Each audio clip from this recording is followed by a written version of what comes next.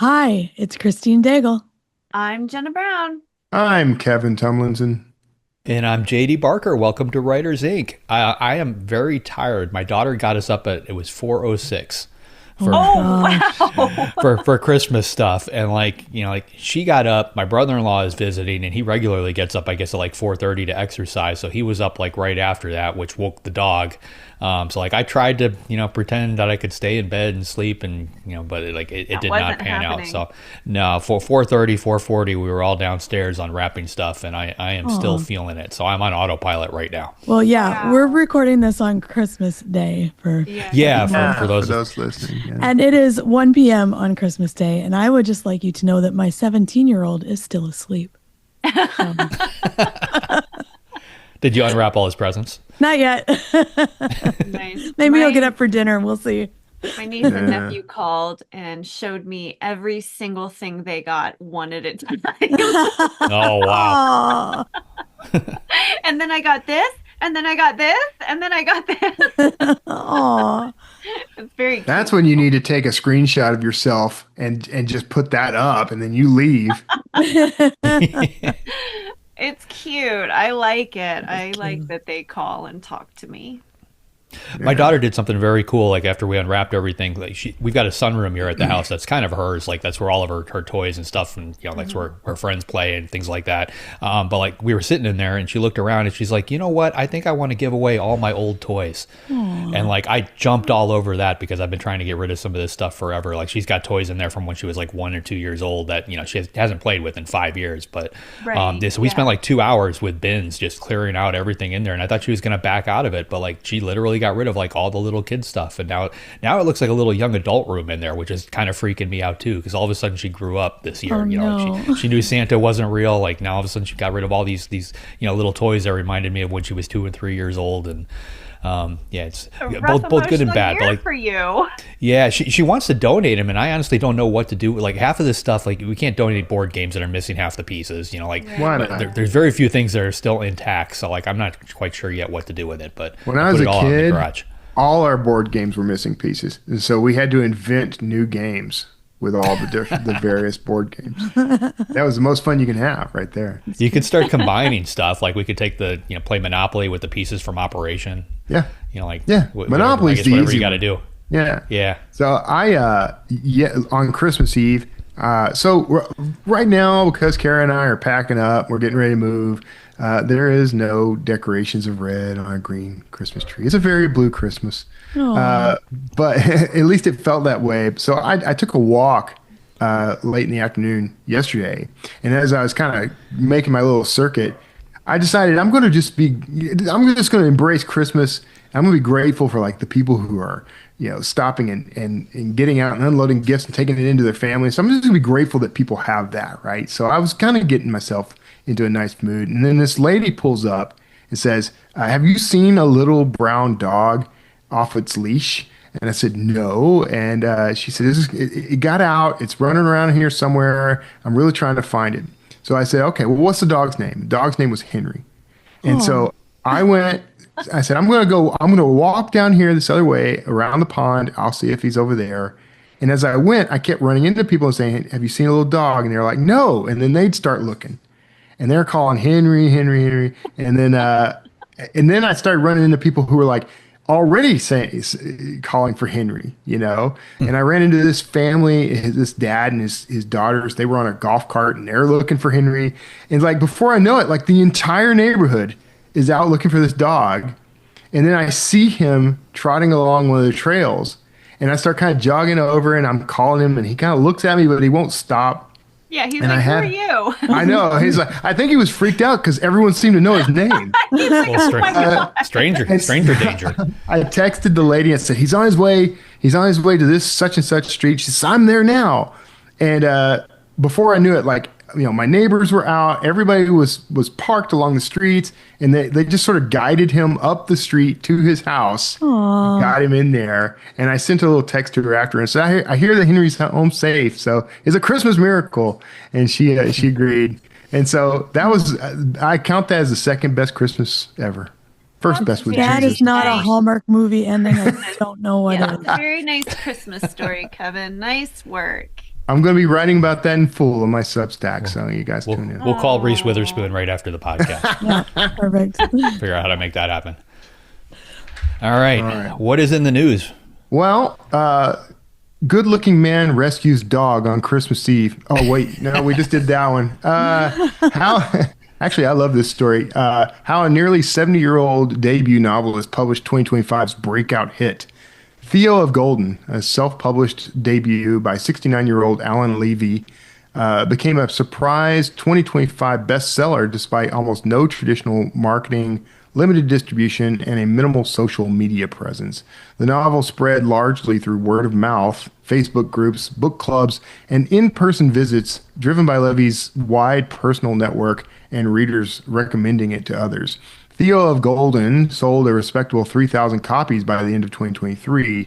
Then it sold 25,000 copies in 2024. After sales surged to thousands of copies a day in 2025, Simon & Schuster's Atria Books acquired the novel, offering broader distribution over the higher profits Levy could have earned by staying independent. Wow. Yeah. That's pretty cool. I know. Man, a Christmas miracle indeed. Yeah. I love this, because I guess I think he's Southern and just Yeah, started. he's in Georgia. Yeah. His sister, I think maybe is something in PR or something, just reached out to everybody that knew him in every network. Mm-hmm. And he's just doing the book clubs. And it's just like that organic growth. We've talked about that a couple of times, Yeah. You didn't have the 2 weeks after publishing on the bestseller list, but just kept at it. And, the research out there says it takes 2 years for a book to saturate market. And there you go, Yeah. It's pretty cool. I went down a real rabbit hole once I read this and started looking at like his YouTube stuff. He plays like blues music, he releases tracks. He's a retired judge / attorney. So he's doing okay. But this book apparently has a little bit of legal stuff in it too. So I went ahead and bought the book. I'm going to read the book. I know the way your brain works. Did you figure out what he was doing from a marketing standpoint that actually lit this on fire? I'm looking. That's why I'm studying him. Yeah. I'm guessing it's something that can't be duplicated, but Probably he's not. hitting, like Christine said, he's hitting every place that's got the big word of mouth. You get one person to read the book, they tell 3 people, and then it just goes from there. Yeah. Which is not a terrible way to go, but I also think he has a little bit of means because of his background. So that's allowed him to he has the time to go hit up a bunch of, in-person reading groups and, things like that. So anyway, I wish him well. I'm going to study everything he does now, and I am going to read the book. All right. Some new names on the fiction bestseller list. The New York Times highlighted several breakout fiction hits from lesser-known and debut authors, including Virginia Evans' The Correspondent, which built sales slowly in a way almost unheard of for a debut novel. Books with built-in audiences exceeded expectations, notably, Sin Lin Yu's fan fiction turned novel Alchemized and Alan Levy's formerly self-published Theo of Golden, both of which found even wider readerships after going traditional. Other notable successes include Patrick Ryan's Buckeye, Amazon's Book of the Year, and Thomas Schlesser's Mona's Eyes, Barnes & Noble's Book of the Year, while Denzel Merrick's Murder at Holly House quietly sold 128,000 copies in its first U.S. release. Industry watchers note the bestseller landscape has shifted, with today's charts led less by legacy blockbuster authors and more by writers like Rebecca Yarros, Emily Henry, and Frida McFadden, reflecting changing reader habits and formats. Yeah. It was just surprising to me, like how many of these authors that hit the NYT bestseller list I did not know. So I'm like, who are these people? Which is kind of cool. Yeah. Yeah, that is really cool.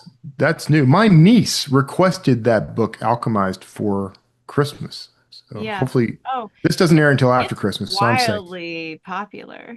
Yeah. So, yeah. I keep seeing it, and once she requested it, I haven't checked it out yet, but I want to read it. It is interesting that I think we kind of predicted this, that We're seeing a real shift Mm-hmm. to people are self-publishing, establishing themselves and establishing their like platform and reach, and then the traditional companies are picking them up. Yep. I'm seeing a lot more of that.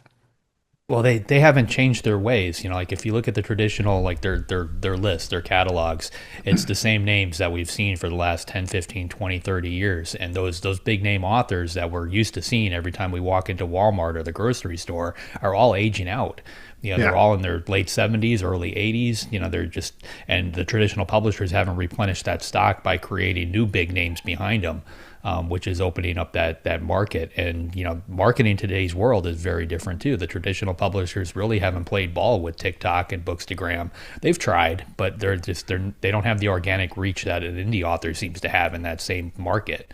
I think it's just because indies, you know, we tend to do guerrilla marketing. We tend to get down in the weeds, and we're not afraid to get a little dirty sometimes to get Right. the word on the book out there. But it's really starting to pay off, I think, in a lot of ways. You know, that those big name authors are starting to go away, opening up room on that list, and now this whole new group is starting to just saturate the market. I bet you the next 2 or 3 years it's going to be completely flipped. You know, you're going to see one or two of these big, you know, normal names, the names that we're used to seeing, are going to be there, and the rest is all going to be something new. Yeah.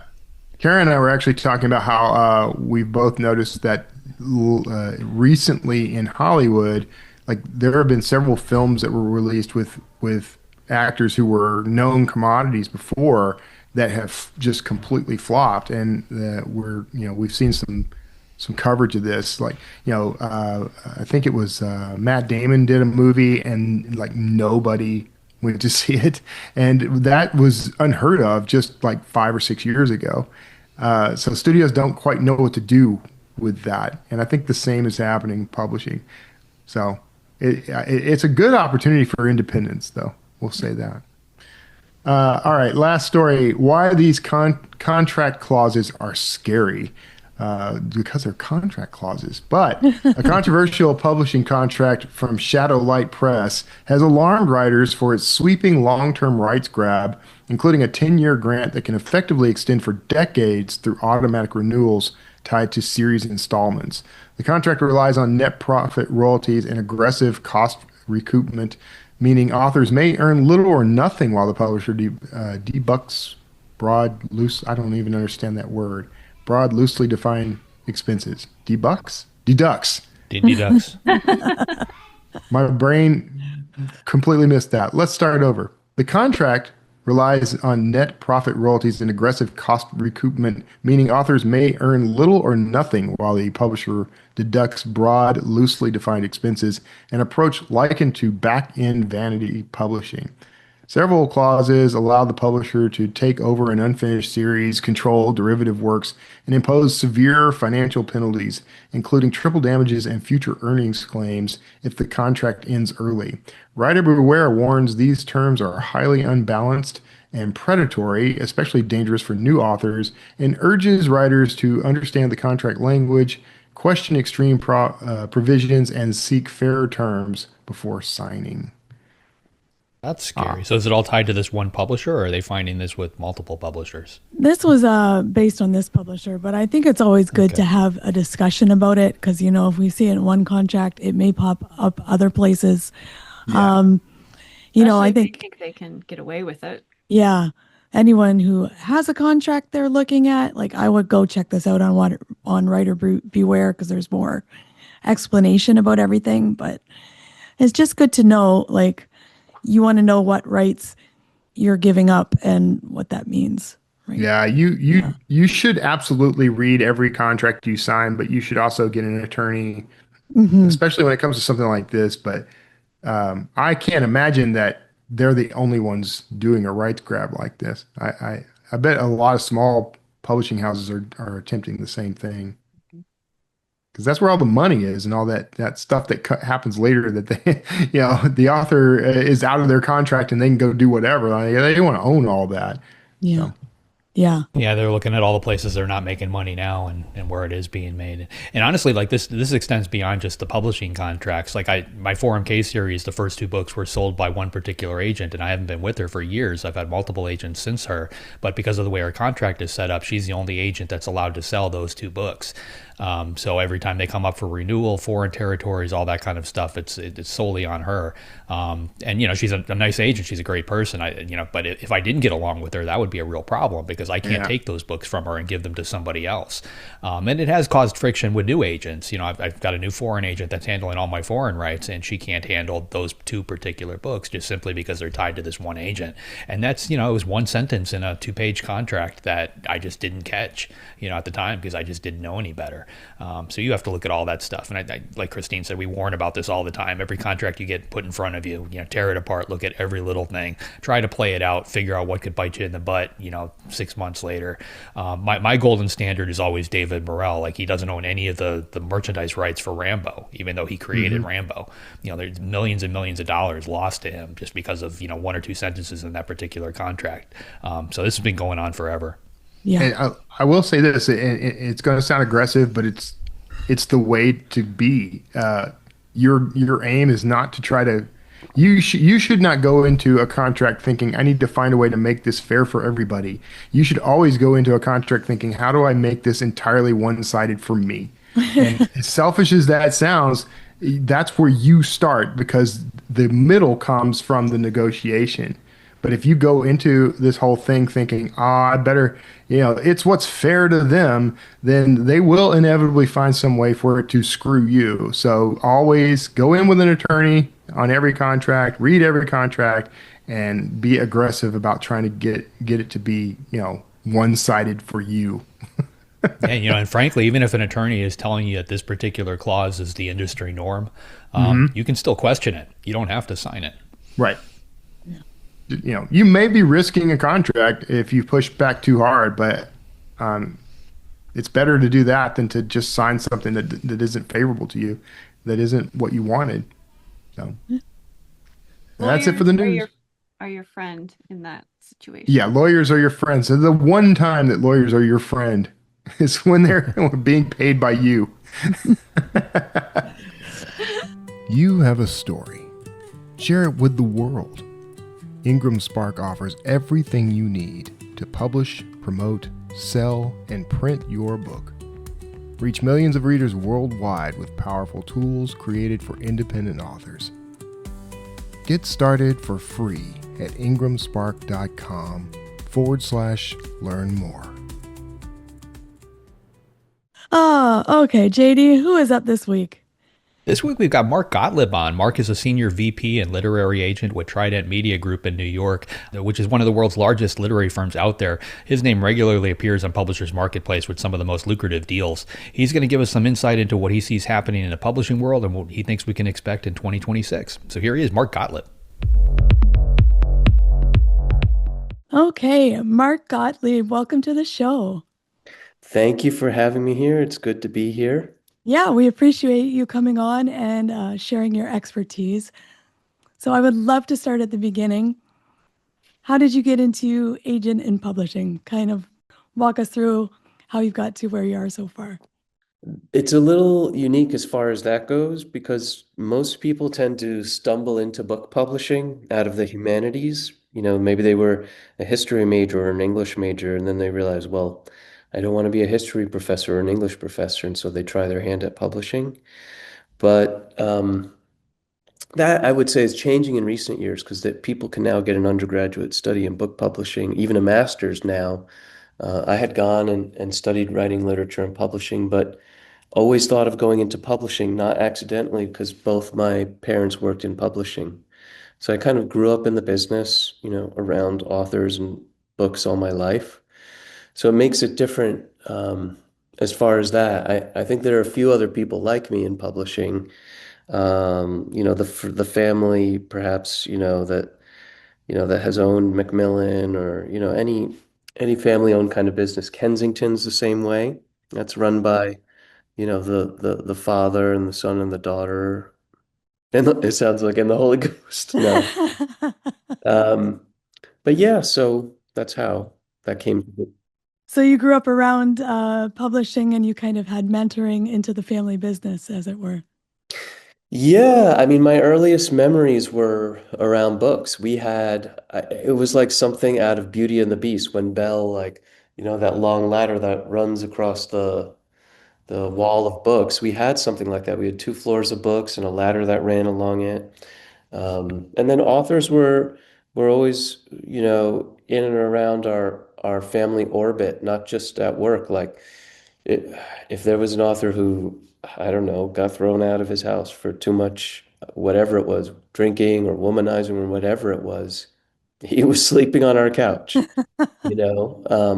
So we were always around creative people Yeah. all my life, and it's a creative family that I come from. So you got to see all sides of it, good and bad, and still decided that was the path for you. Yeah, although also publishing was different back then. Um, but I thought storytelling was really interesting. Storytelling to me seemed to be what made the world go round and was a much better thing than what other people could do. I grew up in a pretty wealthy town, but everyone's idea of, continuing on with that was to become like a doctor or a lawyer or an accountant, which is great if you like that sort of thing. And hey, you can make a good living at it too. But it didn't seem like it would be, particularly like personally enriching Yeah. to me. And I think storytelling, it makes bet for better people, it makes Yeah. for a better world. Yeah, I couldn't agree more. I kind of envy that because there's those of us like me who went into biochem and then just figured out later that we were probably should have went into writing. Um, But you're doing it. I'm here now. I did it late, but I did it, so it's good. So you're interested in all categories, all genres. So I'm curious, what do you think sets a manuscript apart? Because the marketplace is crowded. The marketplace is definitely very crowded, and it depends on the kind of book and all of that. I have very wide-ranging interests because I've always been like an omnivore. I mean, I in college, I remember my friends looked at my iTunes music library and they said, "Wow, you really don't listen to any one particular kind of music. There's like jazz in here, there's pop music, there's every which kind of music." And so I think that makes life interesting and it better insulates people against changes in the marketplace when you can write in different spaces, especially if a particular genre isn't like, hot at a given moment. Um, what makes a story stand out is, this will sound so simple, but it is, if you boil it down, just comes down to good writing and Hmm. good storytelling, which are kind of, to me, a little bit different things. Writing is just sort of the quality of the work, its appearance. There's other things that go into writing, and then the storytelling to me is more so the plot or how the character develops across, the course of a book, those sorts of things. And, I know there's a lot to getting published, but it's for authors of fiction at least, simply about quality of writing, and then by extension of that, the author will become a household name. Yeah. So is that the same sort of thing that would make you share a book with someone, or what would it take for you to kind of make a personal recommendation, like, hey, you should read this book, Oh, well, when you say personal recommendation, you mean to like like to a a friend? friend? Yeah. Oh, well, when it comes to that, sometimes this will sound peculiar, but sometimes I treat fiction like self-help. Um, if I hear from a friend who's going through something in life, if I hand that person a self-help book, I think they might be, insulted by Yeah. that, or they might feel like I'm just sort of prying too much into their life. But if I know there's a book where there's a character who's been through the same thing and comes out the other side better for it, I give that sort of book to my friend to read, you know. Um, so fiction, and I think fiction in a lot of ways can have a stronger and more lasting effect than, simply coming to nonfiction for like prescriptive advice. Because it is very dry. I guess it's the kind of thing, it depends on the kind of thing you're coming to nonfiction for. Hmm. But for the most part, for like a very deep personal growth or really, really important lesson, like the best way you can learn it is to live it. And the closest thing to living it is reading it or experiencing it along with a character. Yeah, I love that. I forget who it was. Someone said about science fiction and fantasy that it's more true than real life. Oh And my that stuck with gosh. me. They predicted so much. I mean, I think Orwell and Huxley, they were actually both right. It's not just the things we love that'll kill us or the things that, that we hate, like a police state or any of that. But if you look around the world, it's both those things. I mean, there are military police installed in cities now. hmm Um, and on the other hand, so it's a police, quite literally a police state.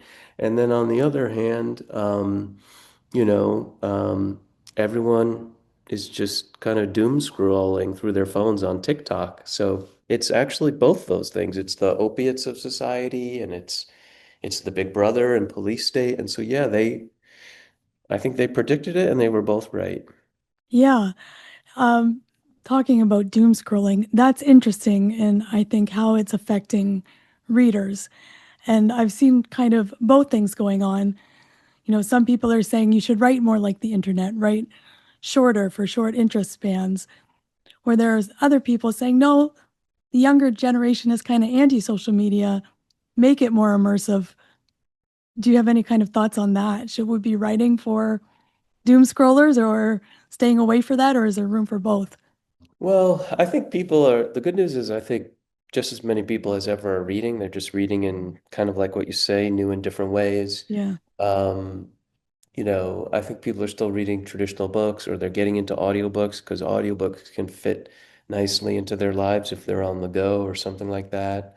Um, it could be interesting to see how storytelling could change as a result. Like, actually, a long time ago, storytelling was, I mean, if you look at Homer, it was epic poetry. It was these songs that were, memorized and recited. They weren't like yet fully written down.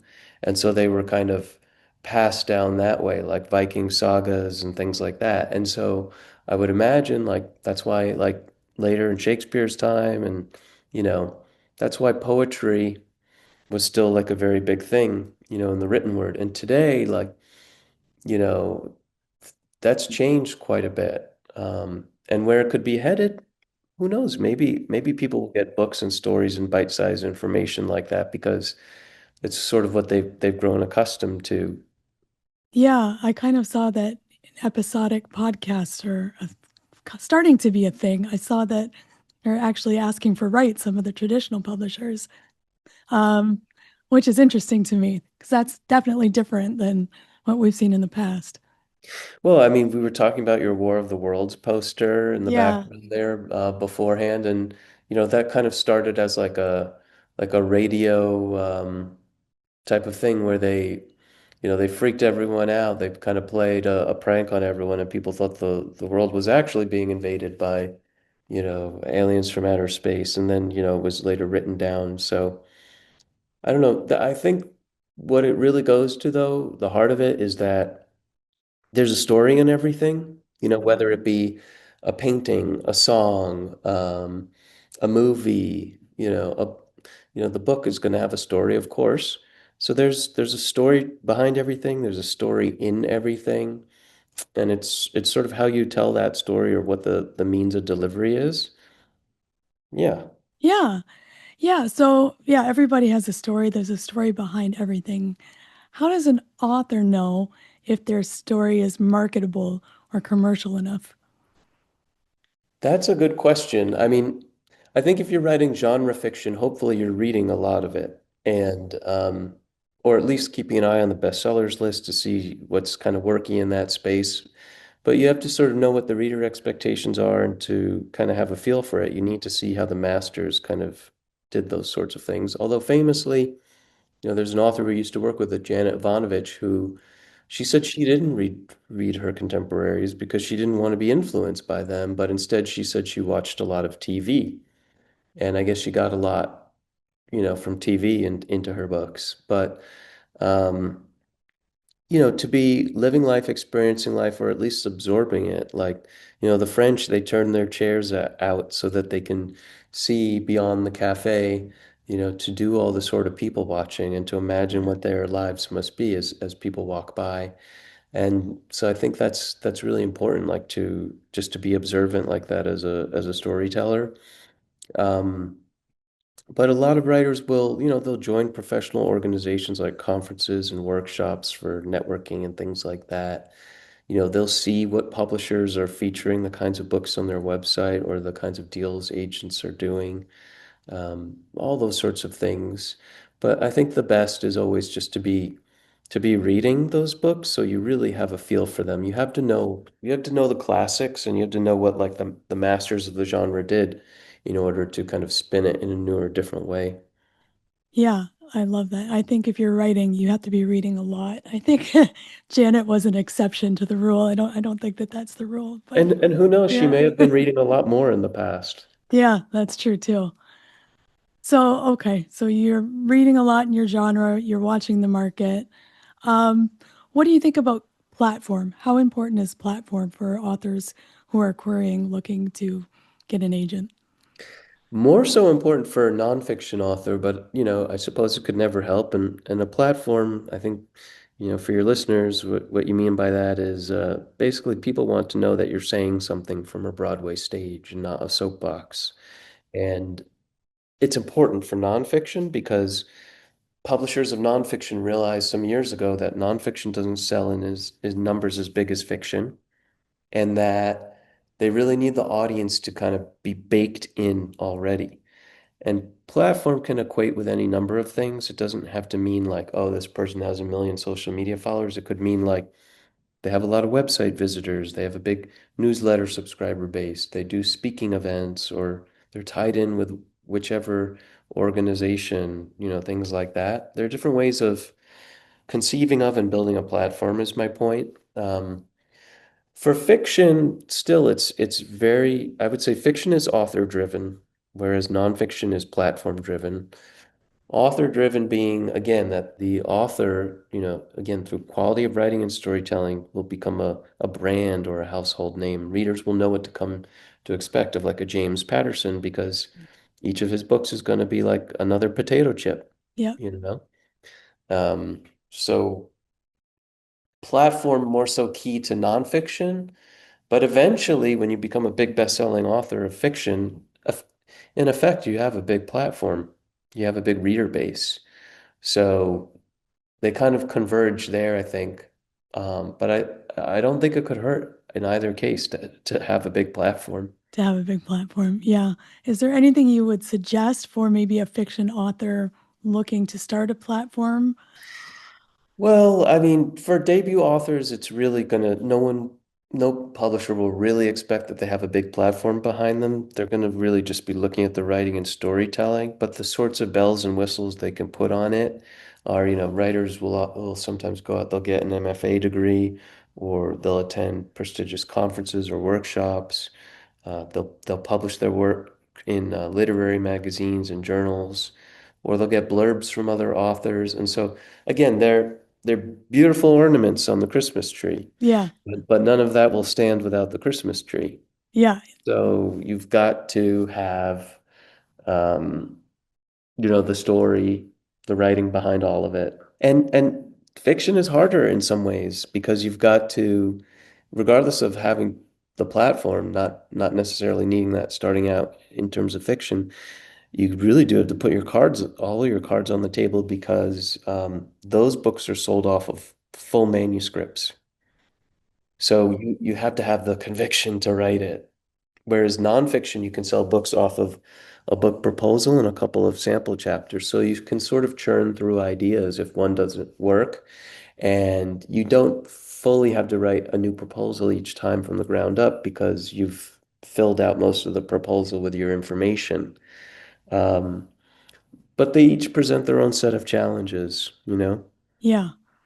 But fiction is mainly quality of the work. That's really where you should put your time and effort.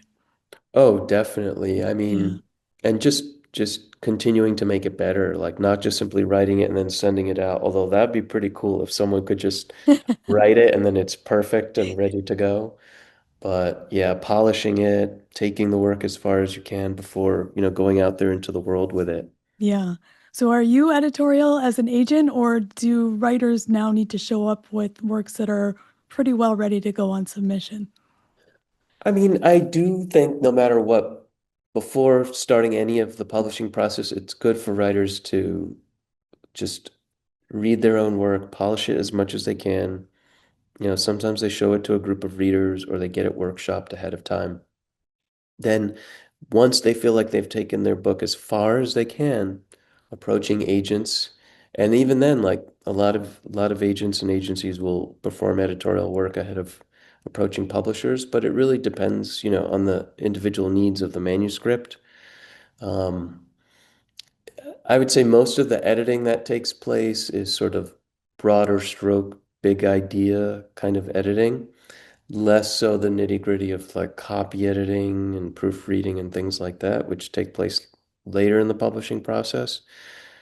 I was remarking today to a colleague of mine, I remembered like when I started in publishing, I would print out my manuscripts and then I had a red pen and I would write my editorial notes on the blank side of the page, because I printed them one-sided.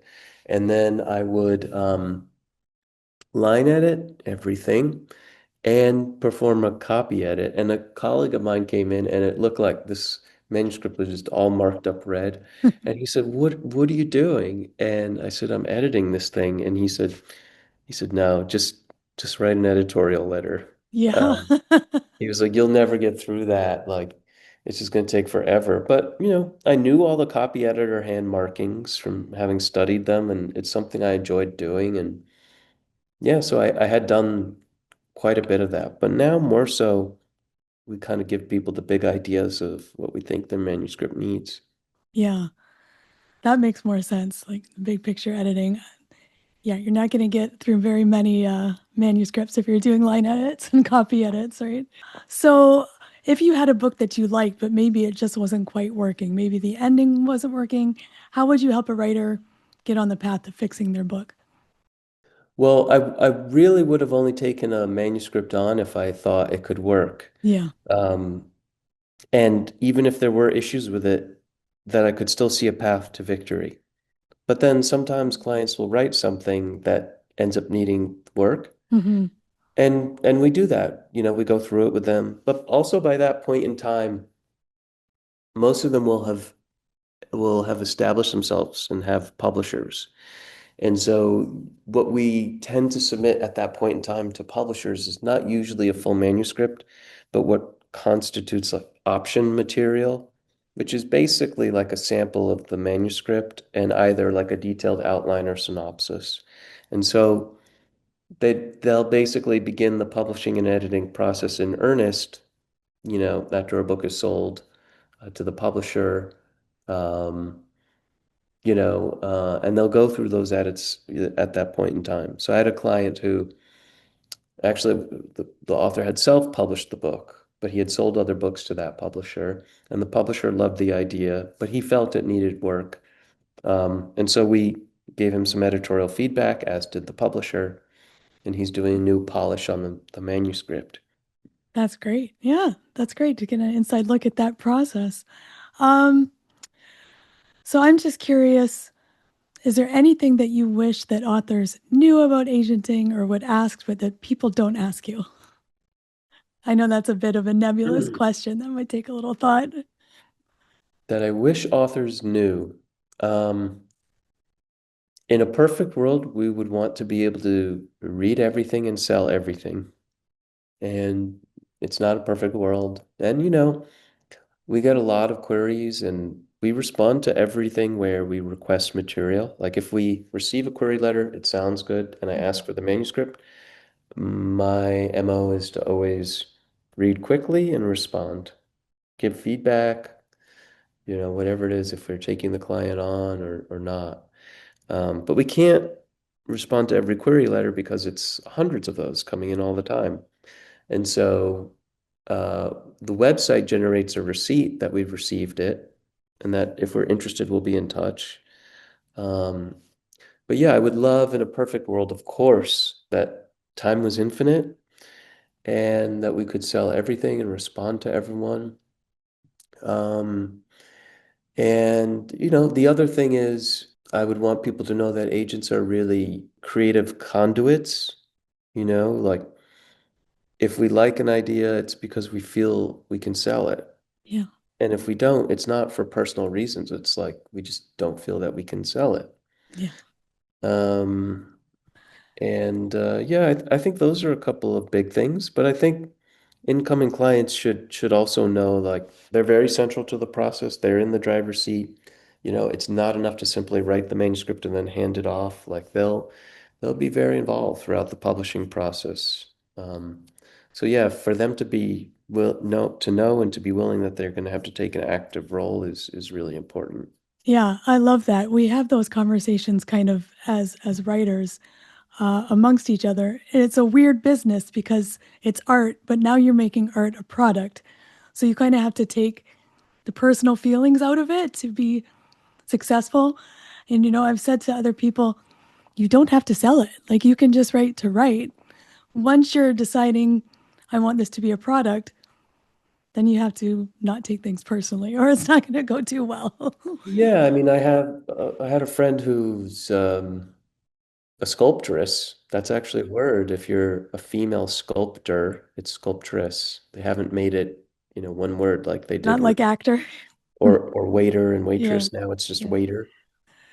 So she's a sculptress. She likes it. She says it sounds like sorceress. Hmm. Um, I told her though, I said, you might starting out have to make the salt and pepper shakers, before you're selling the giant lawn ornaments. And so yeah, there is art for commerce and but I think also to a large extent, I mean, I don't know. There could be people like this out there, but I feel like when something is created, it's it's taken out of someone's mind and it's just basically made real in the world. It's meant to be shared. Hmm. I'm not sure if there's art where it's simply not for people or not for public consumption. I feel like people put things out into the world because Yeah. it needs to be out there, it needs to be Yeah. seen or heard in some way. And so, um, but I do think, I think this is maybe more what you were talking about. There's stuff which I would call like challenging art. So, for instance, you know, kind of easygoing art would be a Georgia O'Keeffe painting. They're beautiful flowers and desert landscapes, and pastel colors. Anyone can like a Georgia O'Keeffe painting because they all belong on a Hallmark gift card. Yes. She's still an amazing artist, and there's more depth to her work than that. But anyone can like a Georgia O'Keeffe painting. It's hard not to. Whereas if you look at a painting by Picasso, like Guernica, which was, about all those people who were bombed in Spain, um, and it's a horrific sight, but an important work, that's something I would call like challenging art, Yeah. you know? It's not pretty to look at, but it definitely makes you think. And there is always, a lot of both of those. Yeah. It's just like genres. There are more niche markets and then there are wider readers. So yeah, that makes a lot of sense. Yeah, like a difference between, yeah, literary fiction and commercial fiction too. Yeah. Yeah, exactly. So I'm curious, you've been doing this for a while, but are you 10 years agenting now? Something like that? I've been at the company where I'm at for around 15 years. I was at Penguin Books Oh, before wow. that. And yeah, it goes fast. Yeah, I just did my 350th book deal. Oh my goodness. And I'm leading the publishing industry in fiction deals and the agency where I work in lifetime number of book deals. I haven't been at the agency as long as some other people. Yeah. And I found out in this most recent 6 month period, leading the agency where I work in amount of money for deals, which was great. I hope it stays that way, although who knows? Yeah. That's what I was going to ask. Is there anything up to this point that you're most proud of, or what are you most proud of in your career so far? I mean, look, if I hear that a book changed someone's life in a really positive way, then actually that's what I'll be really proud of. Um, They're books that, sold for a lot of money or were a commercial success, but I want books to make the world a better place too. Um, there's stories and books, different things that excite me. There's a book that published recently by John A. McDermott called The Last Spirits of Manhattan, and it's based on a true story. So the author, his aunt owned this old Victorian mansion on the Upper East Side of Manhattan. It's still there. And famously, Alfred Hitchcock, in honor of his movie Psycho, hosted a lavish party there with actors and all the people in his interesting kind of orbit. And he thought it would be a kitschy thing to hire professional actors to come and play ghosts at the Mm. party. Time magazine covered the event. What happens in the book is it centers around, one of the people at the party and the fact that real ghosts, end up showing up, and how a lot of ghosts have unfinished business. It was a debut, the author, he told me about it. From the moment he told me, I said, "Oh, I can sell this." And he said, "Really?" I said, "Yes." He said, you haven't read the book yet." I said, "I have to know that what everything you're saying could be backed up by your writing. But yeah, if the writing's good, I can sell this." And so, I didn't think I would ever be talking to him because I think the first time he met me, I had gone to the Writers League of Texas. This was like 10 or 15 years ago, and I looked very young for my age. I was young. I was young for my age. Um, and someone wanted to introduce me to him, and he was on the board of directors there, and he said, "I don't want to talk to him. He looks like a kid." Um, so, but anyway, we pitched his book. It was the dead of summer, where normally people say you don't try and sell a book in August, but Peter Borland at Atria bought it. He's the editor to Frederick Bachman and Jana Ivanovich, and he's done a Colleen Hoover book or two and big name authors. And so people are probably afraid to send him books. He doesn't buy a whole lot, but he bought it. And John told me, I later found out I wasn't his first agent. He had maybe two or three agents before me, and there were five manuscripts before this one, different books Wow. he had tried to sell. Yeah. And he at one point he gave up on writing. He was so frustrated. But he came back to it and it worked out. So I don't know. You have to have in this business, I think you have to have a lot of tenacity and just Yeah. you got to just stay determined and keep going no matter what. Yeah. Yeah. I think that's really what it is patience and optimistic tenacity. You can't give up on yourself. So, Oh yeah, you could be yeah. surprised. I mean, there are a lot of stories like that. I mean, his is not the only one. It's not unique to him. Yeah. Well, fantastic. I have taken up enough of your time. So I just want to say thank you so much for coming on and sharing what you do with our audience. Oh, I really enjoyed it. Thank you for having me anytime. Always glad to help you or the show, and it's terrific what you do. So thank you very much. Okay.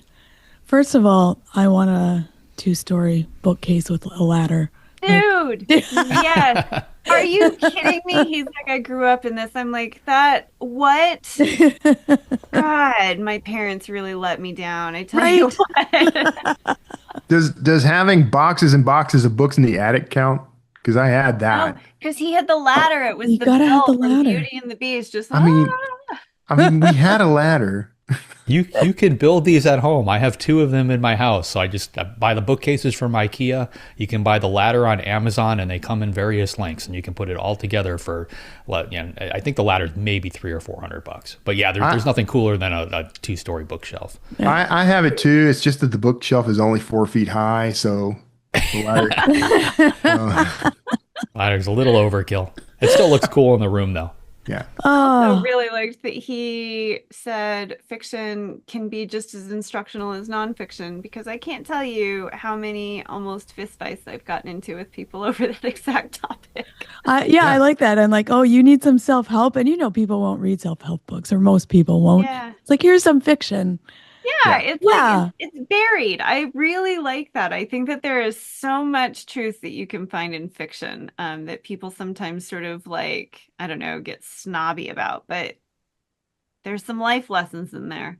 Yeah. This makes me want to write a book about a psychologist, as the main character, but have him give out like the absolute worst advice through the whole book. No, why? JD, why? I like this. I support this. I will co-author this with you. Oh God, what have we done? Oh, no. That's a Kevin Tumlinson book right there. Yeah, no, I mean, when you think about it, there's definitely been fiction in my life that has been comforting or helpful when you're going through something. So, as I you know, agree wholeheartedly.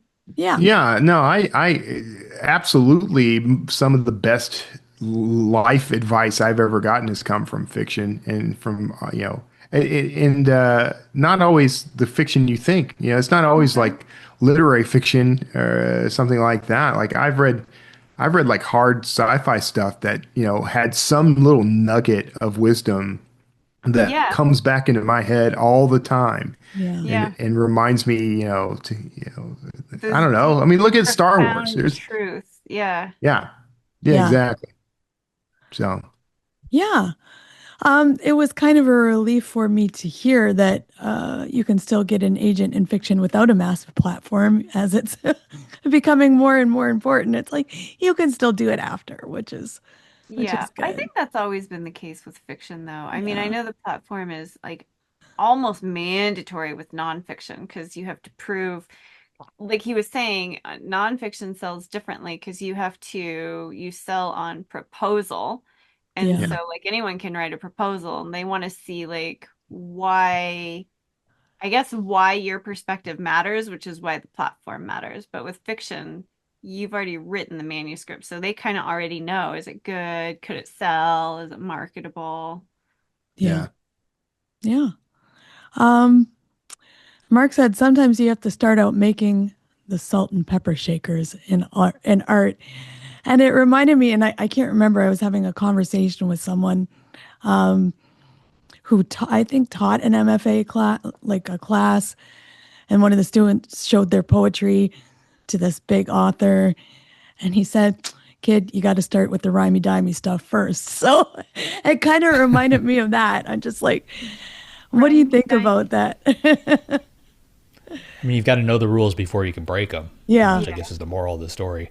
yeah, Yeah, I definitely agree with that. I think like if you look at a lot of authors, if you go back to their debut, like most of them, their debut is pretty, even if it's sort of like unconventional or like a surprising story, like it follows like the rules of the genre and like the beats. I think it's like, I don't want to use the word safer, but almost like safer, right? Like they have to prove that they can do it. And then like each subsequent book sort of gets a little bit wilder. I suppose there are some debut authors that can be sort of rule breakers from the start, but I would still argue that in a lot of those you can find the actual rules nestled. They're just better at hiding it.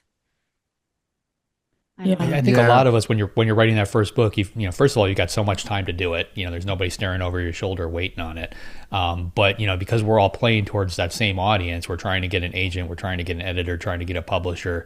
You want to play by those rules, and I think subconsciously you're afraid to break the rules just because you don't want to do something that's going to take turn one of those people against you. You want to tick every box for them. But once you get a couple books under your belt, particularly if you start selling really well, I think all those rules go out the window. And the funny thing is, the people on the other side, they stop telling you. Like if you break a rule, they let it go. Like when I turn in a book with Patterson, like the editors will correct grammar and punctuation and things like that. If they find something in the story that doesn't make sense, they will point it out. But there's nobody holding a ruler over your hand saying you need to fix this or else. Like it's totally up to him at that point. And it's kind of the same thing with any author. I think that's established. Yeah. Mark also said, if the writing is good, I can sell this. And I just thought, I think that's kind of the definition of high concept. I think he just defined it for us right here. Just pitching a concept and going, yeah, if the writing's good, I can sell that. Well, one of the things that I look for in co-authors is something I call the storyteller gene. I think there's certain people that are just able to tell a story, and they may not, know punctuation or grammar. Like, there's a lot of things they may not know, but I think all of that can be taught. But you can't teach somebody how to tell a story. I don't care if you go through an MFA program or not. Like, I don't think that's something that they can actually teach you. So I think that's what he's actually saying there. Like, if the gist of a good story is there, you can always fix the rest. A good example of this is Josh Mallerman with Bird Box. Like, when he turned in that book, he used zero punctuation. It was all in italics, like no paragraph breaks. But the people that saw it knew there was something there, and that went on to be a big seller. So, he's right. Yeah, cool.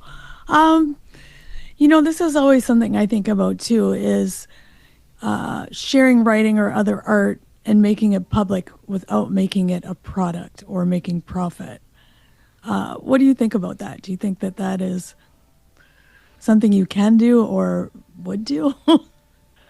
It's something I've definitely already done quite a bit, but I think there's kind of a balance to strike there, because I don't know an author. Well, okay, let me rephrase that, because I met plenty of authors who were on the traditional track, trying to find agents, that sort of thing, who would tell me, I don't really care about the money. I just want to write, but then why go after an agent, and why not self-publish, right? But I think that all of us want to make a living from what we do, but that is never going to be enough to drive me to do the work, because making a living is too hard if that's the only thing I got going, right? So for me, it was art first. It was always that because I love the writing, I'm going to do the writing. And when I got to a point where I was doing it because of the paychecks, because I was making my living from it, that's when I started to get burnt out and stressed out about it. So I've recently had to kind of pivot to get back to, I'm doing this because I have to do it, because it's the thing I love, and I'm going to continue to learn how to make a living. But I can't enslave it to making me a living anymore. I have to do it for its own sake. Nothing wrong with making a living. Let me make that very clear. I like money. Yeah. And I make money, and I want more money. But I do the work because I knew someone that have to was do the in work. like a writer's group and would submit to the writer's group with no intention of ever publishing. Just wanted the writer's group to read it. And I always thought that was interesting. That's almost the exact opposite of me. I don't even want to be a part of a writer's group. I don't want feedback. I was in one Kevin. once, and I never turned in a single thing the whole time. I think for like 2 or 3 years, I didn't turn in anything to the actual group. Wow. That's interesting. I mean, writers groups can be a mixed bag. Like, you have to, like, there's a lot of trial and error, I think, right? Because, like, you have to find the people who not just that you like, but that you understand your writing, can read your book. Because I think that the danger in feedback is a lot of people tend to give feedback based on what they like, not necessarily like what you're trying to do. I think that's a very different skill. Yeah. Yeah. And I think, Well, I think that is harder to find. I think other writers tell you how they would have written it. Yeah. Yeah. And exactly. to me, that's my the real experience. problem there. I really want a reader, and I want to know whether that reader likes it or not. That's Right. all I care about. And Yeah. that's probably why I never And- submitted. I'm not opposed to getting feedback from other writers, especially if they're more successful than I am, or they've done, accomplished something I want to accomplish. But I am much more interested in a readers group. Perhaps I need lots of feedback on the way I write, perhaps, but that's not what I'm after. I just want to know if you did you have fun reading the story? Did it, did you ever at any point feel like you had to put it down because it was too boring? That's the feedback I'm looking for. And I'm not going to get that from other writers, because that's not I the think way it they depends, because I'm in an awesome writers group, so just shout out to them. They're all at my level or above, so there are no beginners, and they just don't rewrite anything or give you like, this is the book I want it to be.